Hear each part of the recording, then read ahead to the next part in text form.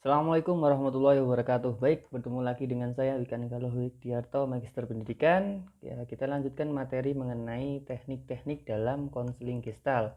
Apabila dalam video sebelumnya kita mengulas sekilas mengenai konseling Gestalt, konsep dan lain sebagainya sampai refleksi dirinya, maka pada video ini kita akan belajar mengenai tekniknya. Oke, saya sapa dulu semua mahasiswa yang mempelajari teknik konseling Gestalt. Semoga teman-teman semuanya dalam keadaan sehat walafiat di kediamannya masing-masing, baik secara fisik maupun secara lahir maupun batin, seperti itu. Adapun kalau memang ada sedang mengalami musibah, semoga musibahnya bisa segera berlalu dan bisa kembali sehat baik secara lahir maupun batin, seperti itu. Oke, kita akan membahas materi mengenai teknik dalam konseling Gestalt. Yang pertama, perlu diketahui dalam konseling Gestalt ada yang namanya eksperimen. Jadi ada uji coba. Untuk apa? Untuk merubah sikap, cara berpikir, pola perilaku dari diri konseli. Nah, di sini konseling Gestalt melibatkan konseli untuk mengalami petualangan yang kreatif, di mana hal ini untuk mengekspresikan perilakunya secara bebas tanpa beban. Jadi ya silahkan untuk melakukan eksperimen secara bebas dan tidak perlu ada batasan-batasan tertentu, seperti itu.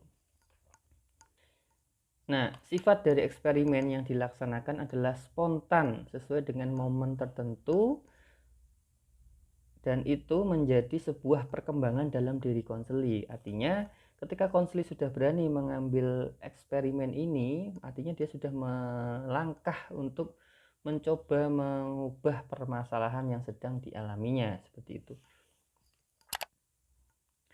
Artinya eksperimen ini membantu konseli untuk melakukan uji coba antara tindakan yang tepat atau setidaknya berdasarkan kesadarannya sendiri, seperti itu. Artinya memiliki fungsi bahwa eksperimen ini mampu memfasilitasi kemampuan konseli untuk bekerja pada permasalahan hidupnya yang selama ini belum terselesaikan atau bisa jadi unfinished business itu sendiri.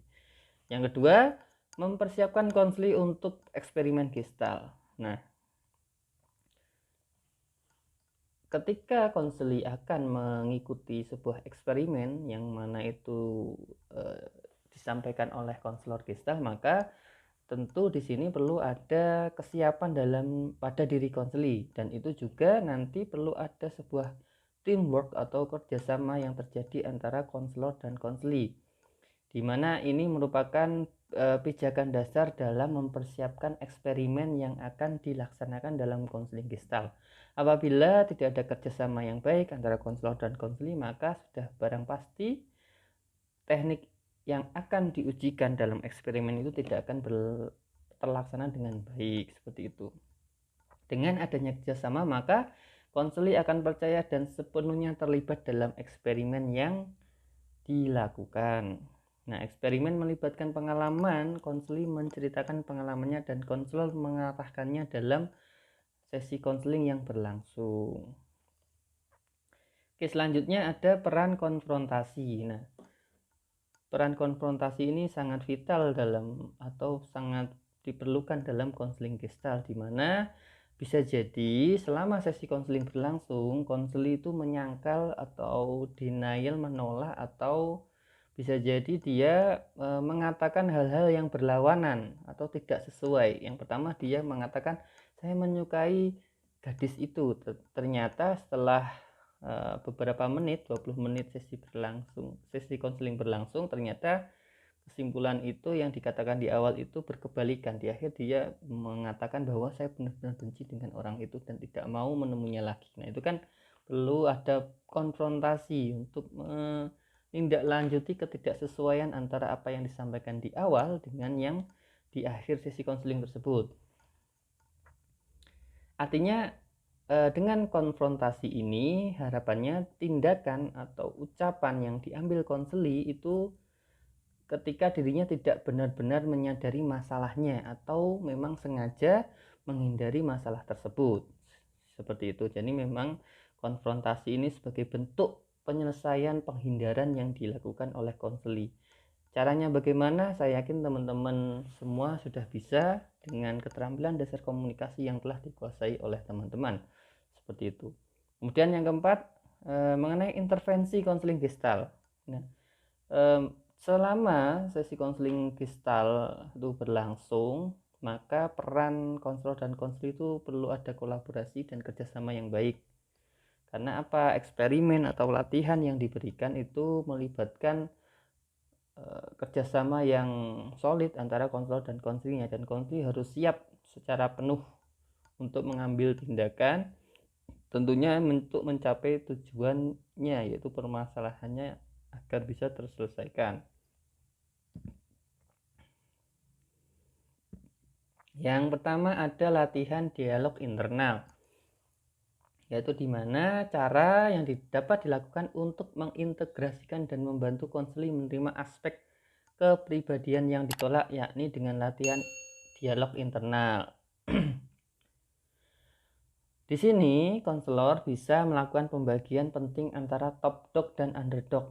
Nah, di sini top dog dan underdog itu lebih kepada sisi-sisi di mana top dog itu adalah individu yang benar, bermoral, suka memerintah, manipulatif, atau otoriter. Nah, sebaliknya underdog itu lebih kepada individu yang meminta maaf, defensif, pasif, lemah, tak berdaya. Nah, itu adalah atau menjadi korban ya kalau underdog. Itulah yang nanti dilatihkan kepada diri konseli, yaitu sisi-sisi di mana konseli bisa menunjukkan sikap top dog dan underdog. Nah, itu. Yang kedua, empty chair atau kursi kosong.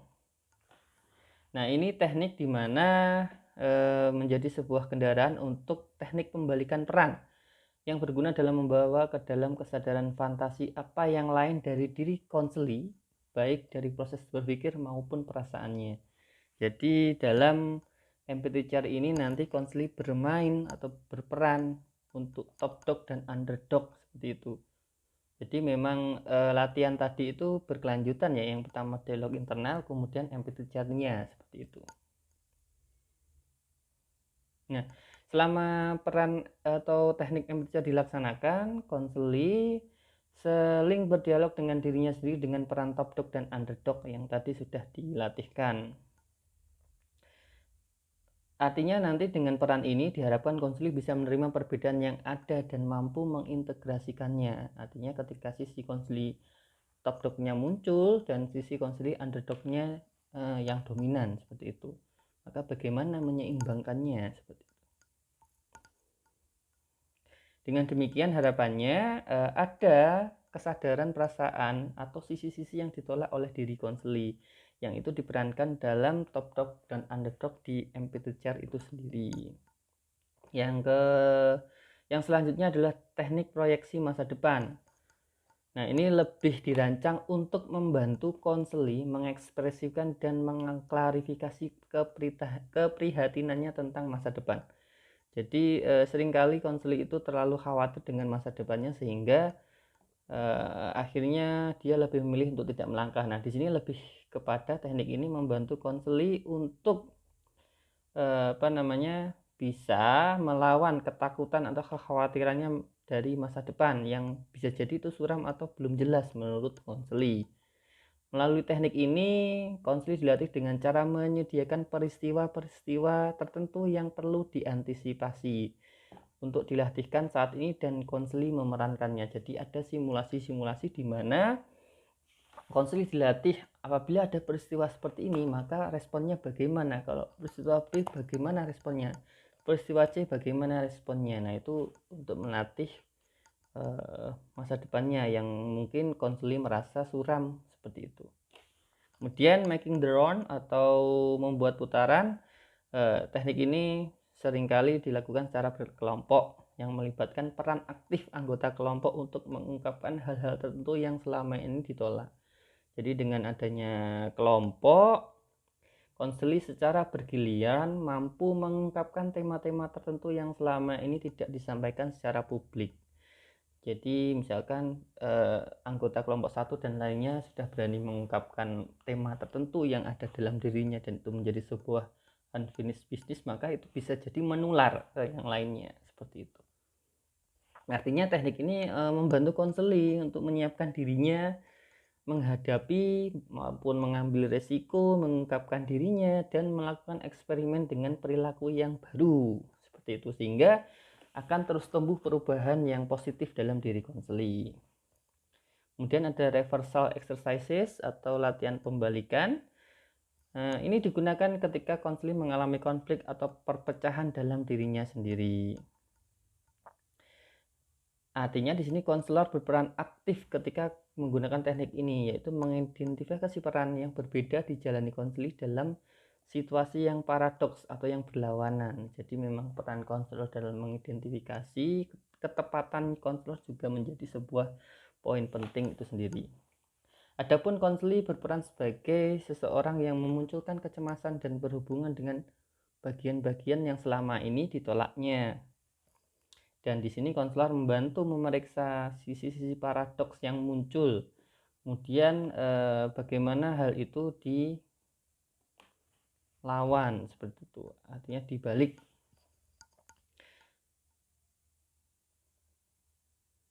Kemudian ada lagi latihan rehearsal, yaitu lebih latihan di mana teknik ini melatih konseli untuk siap bekerja di publik. Nah, seringkali konseli itu terlalu khawatir untuk bertindak di hadapan orang banyak. Mungkin bisa jadi karena ada masalah-masalah yang pernah dialami ketika berada di panggung atau di depan orang banyak, sehingga akhirnya konseli lebih enggan untuk mengambil peran aktif ketika di publik. Dengan teknik ini, konseli didampingi konselor agar konseli memiliki persiapan yang baik, sehingga dengan itu akan memperkuat peran sosial konseli. Jadi dilatih bagaimana dia bisa tampil di publik. Selanjutnya ada latihan secara berlebihan atau the exaggeration exercises. Nah, di sini lebih kepada konselor gestal membantu konseli untuk menyadari bahasa nonverbal yang selama ini muncul dan itu disampaikan kepada orang lain. Nah, di sini teknik ini ditunjukkan atau dilaksanakan oleh konselor agar konseli bisa menyadari bahasa nonverbalnya. Nah, tentu untuk itu konselor perlu untuk mengamati bahasa nonverbal atau isyarat verbal yang diucapkan oleh konseli, sehingga dengan demikian konseli bisa menyadari dan melatih gerakan baik bahasa tubuh atau nonverbalnya secara berulang-ulang, sehingga konseli bisa memiliki makna batin yang jelas akan bahasa nonverbal tadi, bahasa tubuh tadi. Misalkan menggigil itu dilatih terus menerus. Jadi suatu ketika dia ada di publik, menggigil itu ternyata sebuah bentuk kecemasan bahwa dirinya belum siap untuk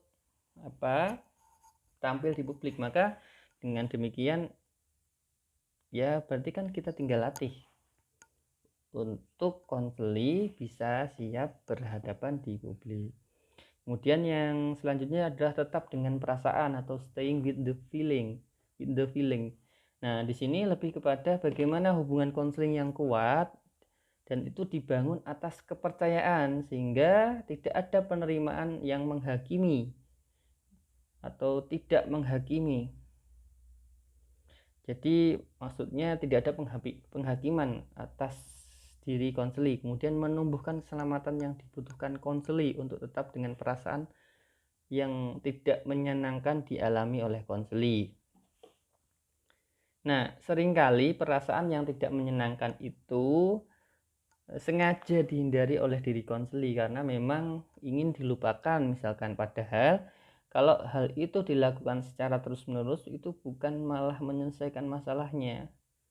Nah, konselor di sini membantu konseli menyadari perasaan yang tidak menyenangkan, dan alih-alih tetap dengan perasaan tersebut, sebenarnya konselor menyadarkan konseli bahwa keadaan itu tidak akan membuat permasalahannya bisa selesai. Harapannya konseli bisa menghadapi dan mengalami perasaan yang mana mengartikan konseli bersedia untuk menahan rasa sakitnya.